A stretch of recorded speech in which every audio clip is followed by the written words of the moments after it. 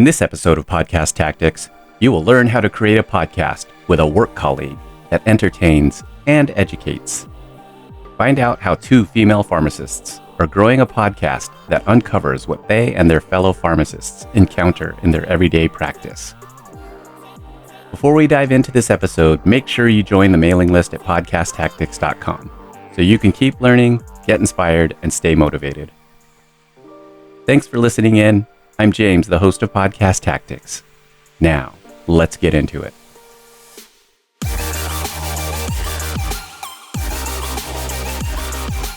Joining me right now is Michele from New Jersey, the Garden State. Michele, thank you so much for coming on the show. Oh, James, thank you for having me. How are you doing today? I'm doing well. So, elephant in the room, Michele, I'm going to acknowledge that I really should be saying thank you for joining me again. You are a very special guest for two reasons.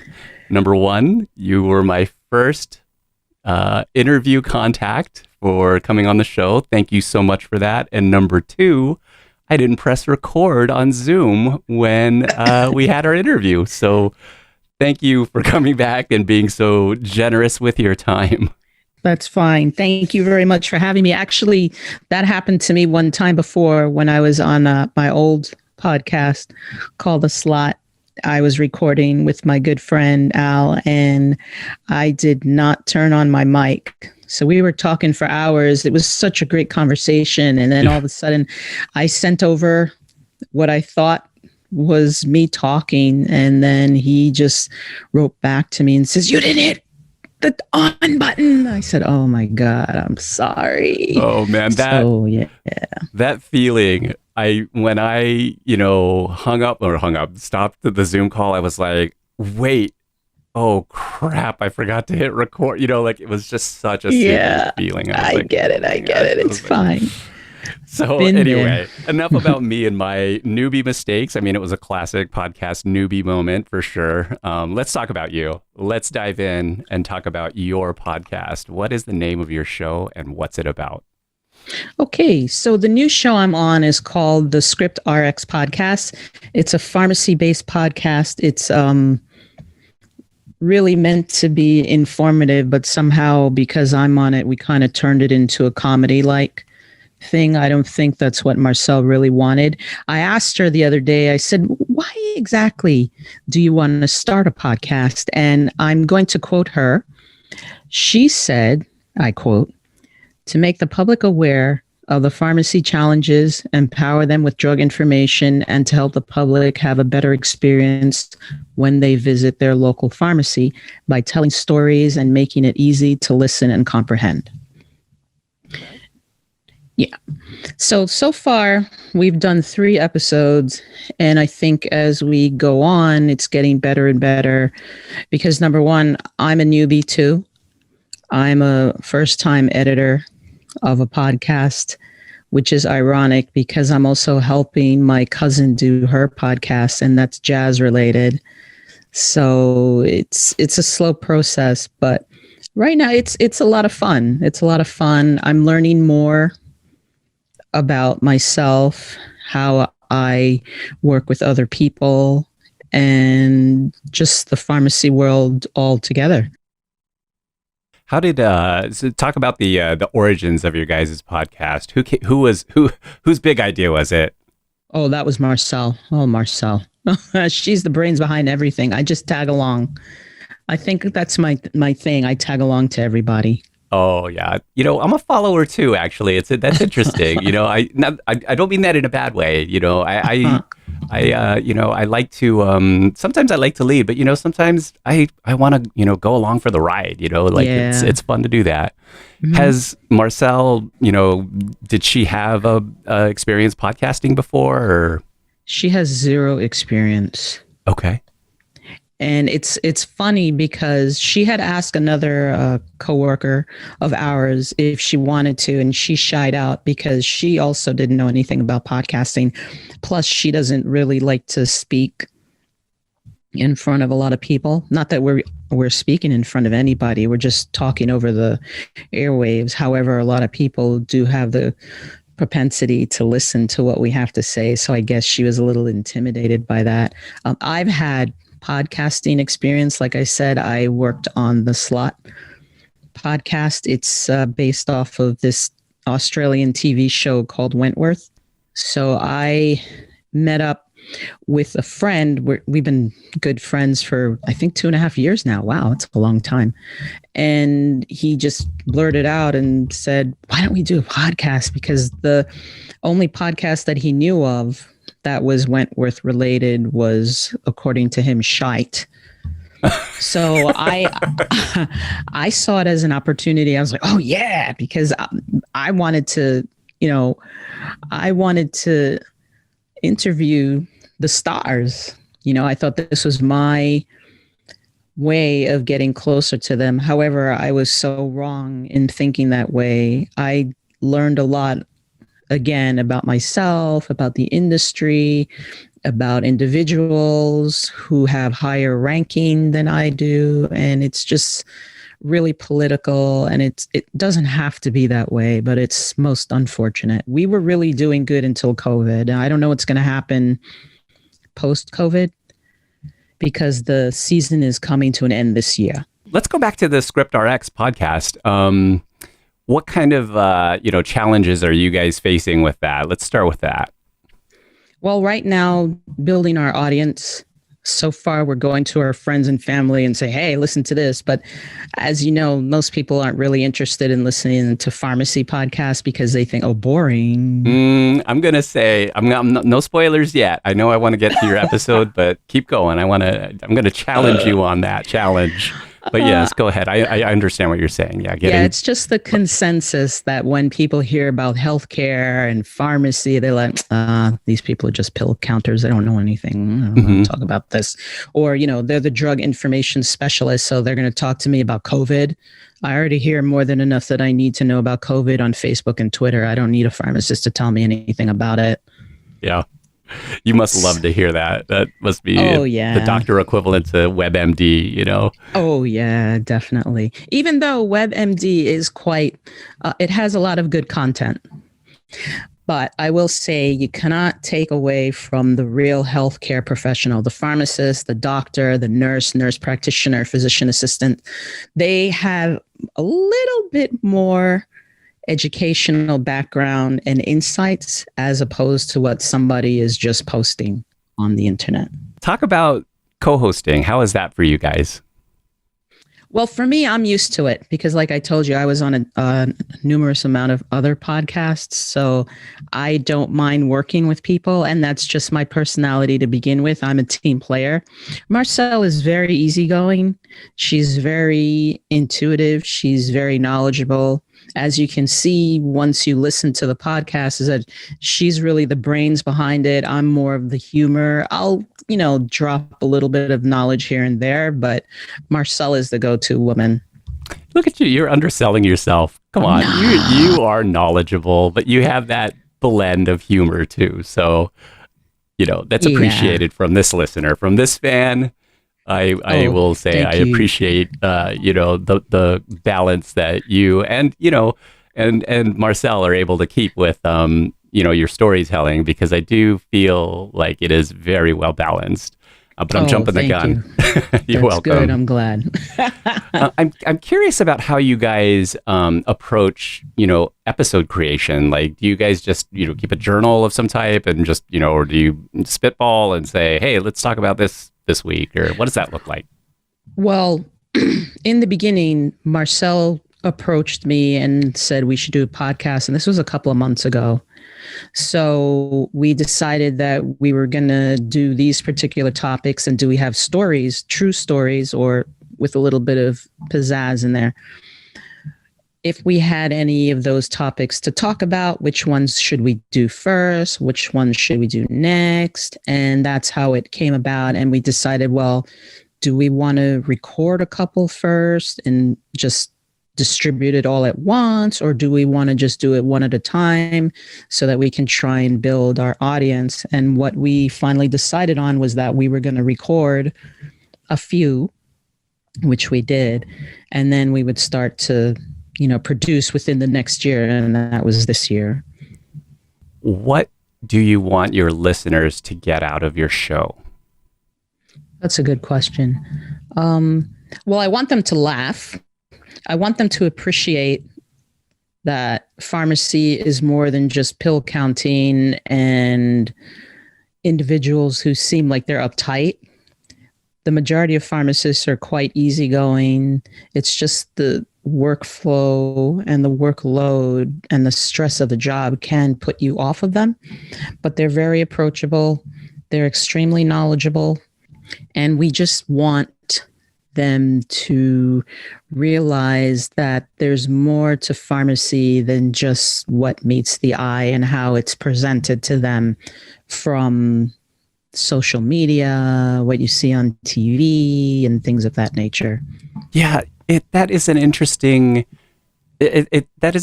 point, and I'll say that because when I saw your submission, I was very interested in like how are they going to pull this off? Like I had a preconceived notion of pharmacists. I don't know where that came from, to be honest with you. I have no idea where that came from, but it was there. Suffice to say, you guys blew it out of the water. And we'll talk about that in a little bit. One more second here with that. But, I do want to know what your guys' hopes are for the future of your podcast. What are you guys hoping it looks like, 6 months down the road, next year? I feel that we would be the go-to drug informational specialists. Like we have a Facebook group actually. So if you want to join our Facebook group, we give free drug information. We answer questions free of charge. We also have a We Help site that if you want to get discounted medications, you can just go there, download the card, take it to your pharmacy and get some discounted medications. We have a blog that you can also look at, and it has a little bit of information that can help you answer some of your questions. And also that has the We Help site that you can download your, prescription card so that you can get a discounted medication, especially Viagra, hint, hint. And spoiler. Yeah. So down there, I would like us to grow our audience. I would like us to connect more with the audience. I would like the audience to feel that they're gaining something positive from what we're telling and what we're producing. Yeah. That is the perfect segue into let's get into an episode discussion here, because I can't, hold out any longer. I'm chomping at the bit here. I listened to Would You Be My Valentine, was absolutely, fell in love with you guys right away from the opening baseline. I love your guys' chemistry. Your stories are fantastic. I am not going to disclose anything other than, Would You Be My Valentine is also known as the Little Blue Pill episode. So, yeah, I mean, your storytelling for both of you, just really on point and very, very funny with a perfect blend of information and humor. Tell me more about how you approach putting together, these stories. Are you winging it or are you outlining it? No. So like I said before, what happened was a couple of months ago, we decided on which topics we wanted to discuss. And then we went and did our research. Now, mind you, we do have experience as pharmacists. We've dispensed these drugs before. We know a little bit more than your average Joe who does a Twitter search or Facebook search. So it's not that difficult to put together something when you already know what you're talking about. The funny part was the stories. Like, did you have a story or do you have a story? And we'd exchange stories that we've had when we had encounters with those particular medications and the patients and the medical staff and what may have you. And then we would just go forward from there. The special effects, that's me, because I'm just thinking about some type of comedian like Friends or I don't know, some other funny sitcom, and you have your little bits and pieces in there that you just throw in. It just comes to me when I'm listening to the podcast and editing it. And then after that, that's when I start to add the sound bites in there. I appreciated those. I thought that was well-timed, provided some comic relief. And that's another thing we wanted to do. We wanted to add some comic relief because right now, in such a dark time that we're in, we just wanted to alleviate some of the stress that people have, because we do understand there's a lot of pressure going on for the hundreds and thousands of families out there who got laid off. They have mouths to feed, they have bills to pay, and sometimes a lot of people turn to podcasts to listen, whether it's for mental support or they just want to laugh or forget about their reality of life. And even though what we're talking about is real, it puts a spin on it in a positive way. When I was listening to that episode, I thought I was going to like multitask and, do work while I was listening to it. And almost from the get-go, when you started in with your story about the man phoning in for help with his, his lack of functionality, let's just call it that, I stopped working and I just sat down and enjoyed the show. Yeah, and that's really our main goal, to try and enlighten individuals and also put a nice happy spin on it as well. I mean, not everything is going to come up in roses. Sometimes you're going to have to put your feet down in the shite, as they say, which we'll probably cover something like that sooner later on in future episodes. But it's just, I personally wanted it to be cute and funny. I do want information. I do want people to be more well-informed, and I want them to get their information from the people who are actually on the grounds doing the work, understand the work, and not just by some Twitter feed or Reddit rhetoric, so to speak, and also have fun doing it. So I'm glad you enjoyed it. I'm glad you learned something from it. I'm sure a lot of other individuals who listen to our podcast, thank you very much. And I hope you guys continue to listen to us. Love you. Love you. I personally wanted that. And I know for Marcel, she just wants to get the information out there and be lighthearted about it as well. The other thing too that I got from your show is I learned, some things like the history of sildenafil, the history of Viagra. I had no idea that it was originally a blood pressure medication. Yes. That was a fascinating story. It was originally marketed for pulmonary hypertension. They still use it for that, and as well as high blood pressure. And I guess one of the side effects happened to be, well, you'll find out when you listen to the to the podcast. But yeah, so that was one. And that's not the first drug that's happened for. I don't know if you know about Rogaine. Yeah, I've heard of that. That particular drug was actually also meant for high blood pressure, but they found that a side effect of that particular drug was that it would grow your hair back. So the amount of adverse effects were higher. So they decided that they would just market it for that instead of high blood pressure. That's a good pivot, I gotta say. I mean, you see something like that and it's like, yeah, that's marketable there. That's in demand. Yeah, definitely. So what a lot of people don't understand, and I guess I'll break it down here. We are going to break it down when we're going to have a COVID discussion. It's going to be pretty heated because the two of us are on two sides of the story, but there are 4 phases of clinical trials. You have the initial phase, then there's phase 2 and 3, and that's human trials. And then you have the 4th phase. That's when the drug is on the market already. And then they still collect data whether or not there's adverse effects going on. So that's why you see there are drugs. I don't know if you've heard of the painkiller called Vioxx. It's a non-steroidal anti-inflammatory like Motrin. Okay. and they had used it for pain management, but it was only supposed to be used for 5 days. It's a wonderful drug. Let me tell you, that drug was like a lifesaver. However, unfortunately, not only as patients, but as healthcare practitioners, we seem to violate our own rules and we go beyond what we're supposed to do. And because of that, that is why they had to take that medication off the market, because they found out that it was causing serious cardiac issues. Now, I'll tell you the reason why it caused that. It's because we didn't follow the directions.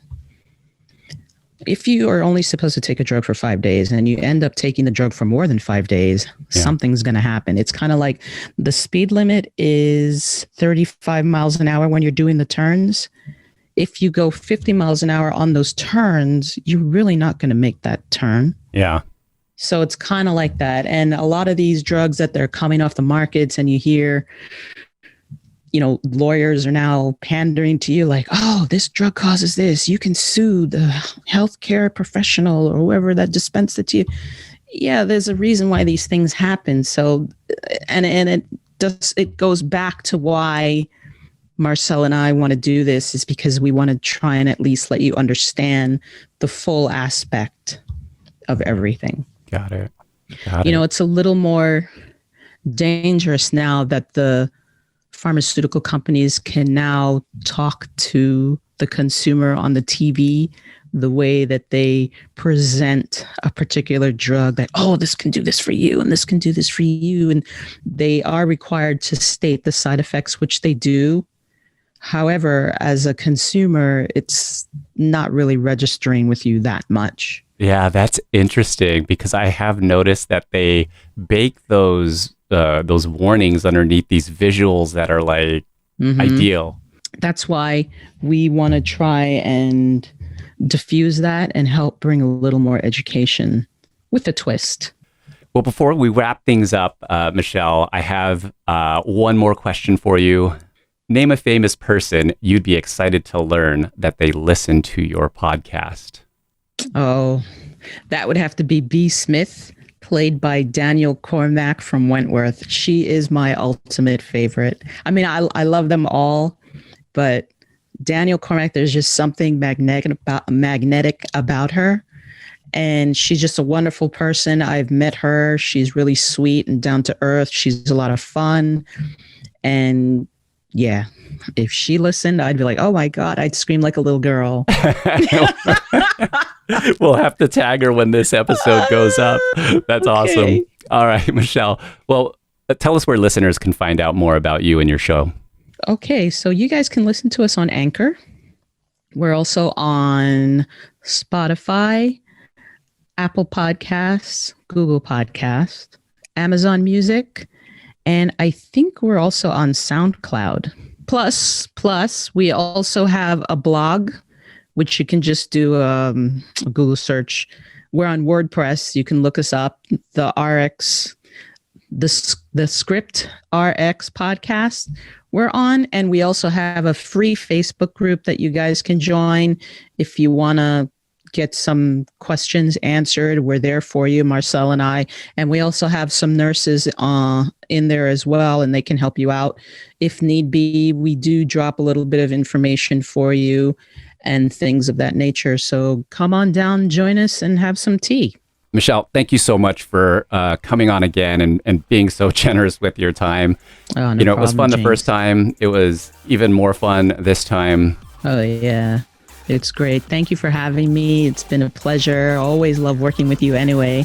And we will always keep in touch. So this isn't the end. You got it. You're stealing my line. Let's definitely keep in touch for sure. Yeah. Thanks again to Michele. Check the show notes for links to learn more about Michele and her show, The Script RX Podcast. Please leave a review on podchaser.com and let me know what you got out of this episode. The show notes has info for how to do this, and feel free to make suggestions for what I can do to make this show even better for you. And make sure you follow Podcast Tactics to learn even more about podcasting in future episodes. Thank you.